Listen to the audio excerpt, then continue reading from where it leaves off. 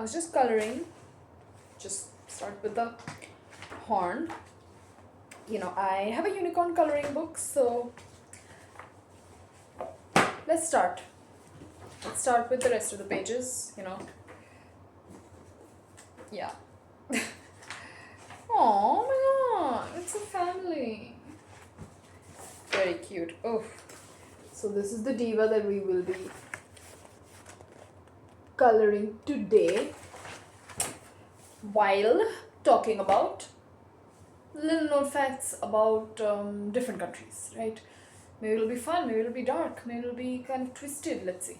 So, let's begin. Can you see it? I have so many pillows, and we have our ever present guest. Oh, it also has wings. Just like. Oh. Alright. Diva, look at her eyes. Diva. Alright, so there is a concept called 996 in China. China, yeah. China? China? China? China. Alright, so 996 is working from 9 a.m. to 9 p.m. 6 days a week. That is the type of work culture China promotes, and it's no wonder that it's a successful country. It's no denying, right? Everything is always made in China. And well, China is a developed nation in terms of technology for sure. Then developed in terms of high literacy rates. So, or like urban sprawl, that's quite high in China. Um, and it is no wonder because they promote such a work culture. So, are people in China even happy? They're successful. It's quite a powerful nation, no doubt, and it has been growing pretty fast nowadays too. Still growing, right? And I'm not talking about population. I'm talking about its currency, its technology, modernity, just in that way. But it's also quite toxic, like Japan and South Korea. And also, don't even get me started on North Korea. North Korea is the worst. Okay, so China reminds me of Japan. These Eastern Asian countries have problems, like every nation, right? But this is fascinating to me. So let's talk about Japan. Japan, yes. Arguably quite, famous for anime, J drama, J pop, mangas, games, and quite a few League of Legends players are from Japan, right? They're also from China, South Korea, but some of them are also from Japan. And Japanese tea, that's well known. Cuisine, obviously, right? But the people are so unhappy in Japan. It is, I think, the most depressed nation in the world, the most lonely nation in the world. What? Why is this lonely? What? Sorry. Ignore my hand gestures. Yeah. And also, there is this concept in Japan called death due to overwork. So if you get overworked and you die, it's seen as honorable. So bizarre, right?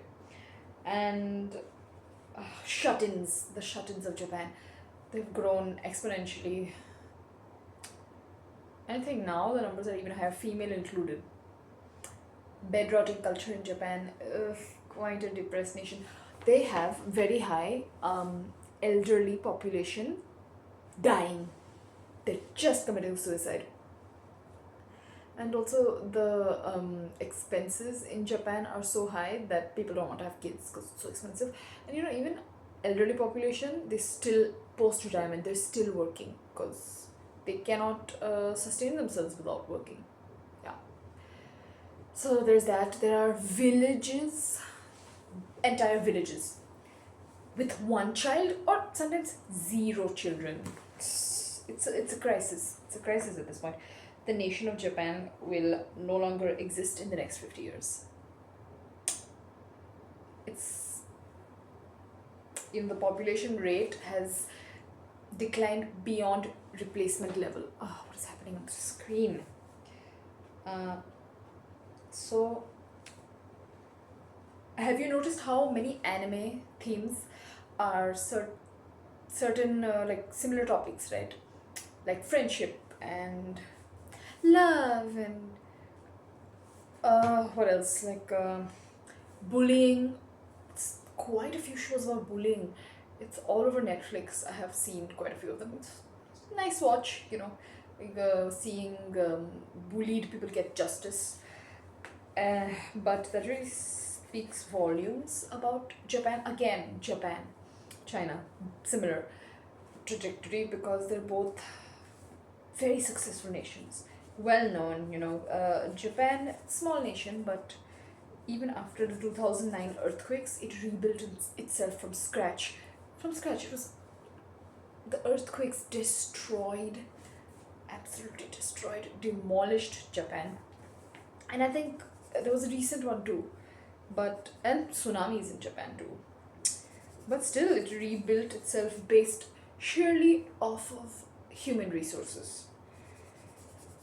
Again, I respect these nations, but the suicide rates, the level of depression, it doesn't come close to any other nation. And people, like, there are generations of people who have sworn off society, sworn off relationships, friendships, everything. Those shut-ins, those hikikomoris, that's the word. And also Japan's beauty standards. Let's talk about it. Let's talk about starvation culture, glamorization of it, right? It's a sensitive topic, but a lot of Eastern Asian cultures set very high standards on women and also men. Also men. You need to be so thin. You need to be so skinny. Anyway, it's unrealistic. There's this thing. I don't know. I don't remember which one it was. Japan or China? I think it was Japan. Like a A4 size piece of paper. Hold it to your waist, and if your waist like goes beyond that piece of paper and thinner than this, by the way, like slightly thinner than this, if your body is kind of trying to exit that piece of paper, how do I even form a sentence? Grammar, I'm sorry. Then you're fat. You're fat. You should be as thin as an A4 size page. So that's awesome. And there are so many interviews. Asian Boss, it's a good one. They interview Asians, as the name suggests. And many of these women, every single woman, and also men, and also man, that they've asked, hey, what do you think about your weight? Like, do you ever want to lose weight? Every single one of them have said, even the skinny ones, I would like to lose at least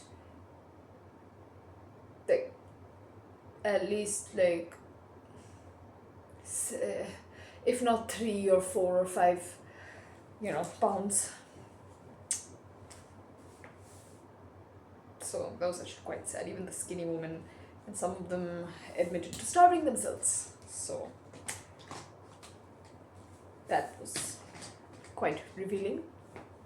And even on Chinese TikTok, you can see those beauty clinics, those plastic surgery clinics. It's not called plastic surgery, right? What do they call it? Aestheticization. Beautification clinic. Okay. Okay. Potato, potato. I'm not to say that Europe doesn't have the be super thin and small culture, but today's topic is Eastern Asia. East Asia. East Asian countries. So I'm talking about that. And let's not forget, I just covered beauty standards and suicide rates, depression and loneliness, right? So that's Japan, that's China, quite similar to each other. Now let's talk South Korea. That is also quite bad.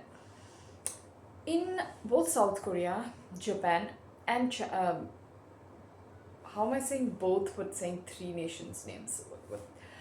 In all these three nations, education is seen with great importance and respect, and rightfully so. Obviously, education is important. But there are kids who are not able to meet the extremely like the sky high standards of China, Japan, and South Korea. It's crazy. These nations are so close to each other, and they are very similar to each other. You can do a study, all three. So, in South Korea, there's this exam in which airplanes are banned from being in flight because of this exam. The entire city goes on lockdown essentially because of this exam. That's how important it is.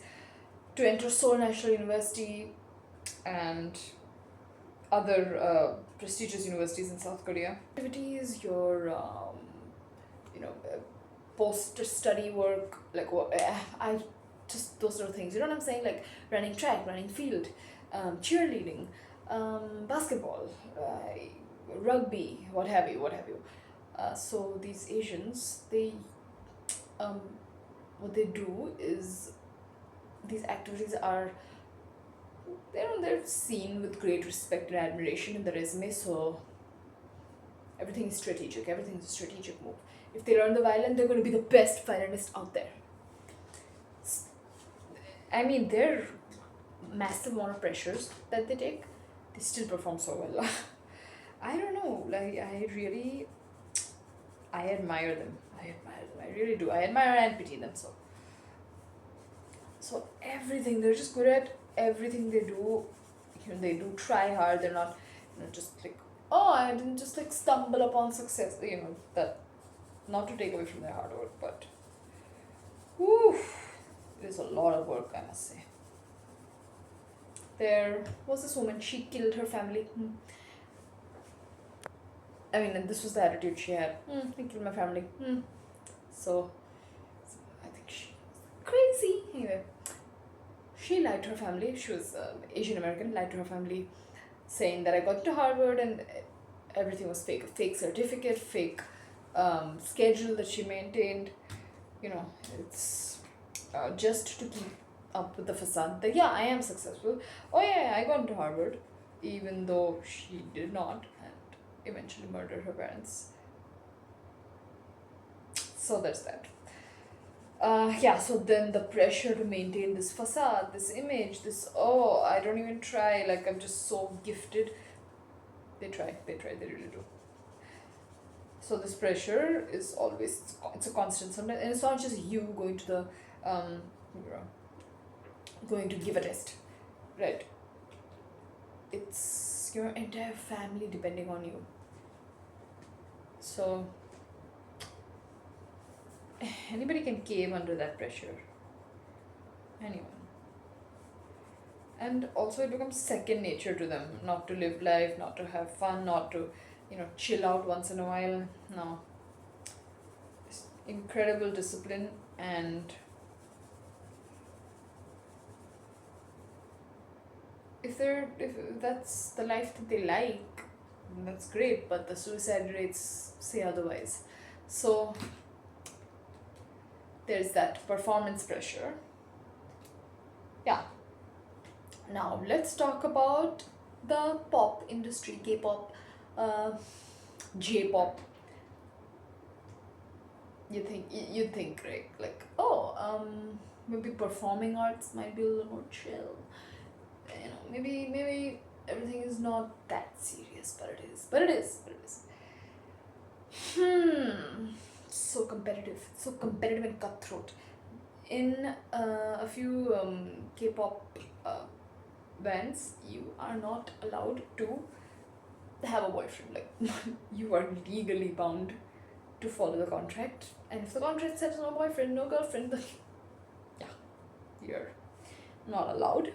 And also, you cannot gain weight. Like, I mean, you can, but you should not gain weight. Also, they monitor your diet, and I don't know what I did. But just why? Why does it look so creepy? So you have to always maintain yourself slim, and I don't mean no, not slim. Oof. So there's that. The constant pressure never ends. Okay. These countries are really successful. Always the first to come up with something new technology, innovation, ideas, creativity. But it's a nation whose people are crying out loud. You know, they cried in silence for years, and now the numbers, evidence. Okay, the numbers are the evidence that no, the people are really crying out loud. They think it's better to die than to live like that. It's kind of sad. And also, mental health issues are still stigmatized and still taboo in Eastern Asia. So,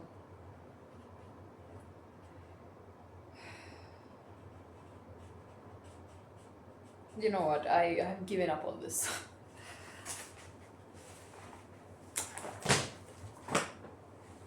I'm done.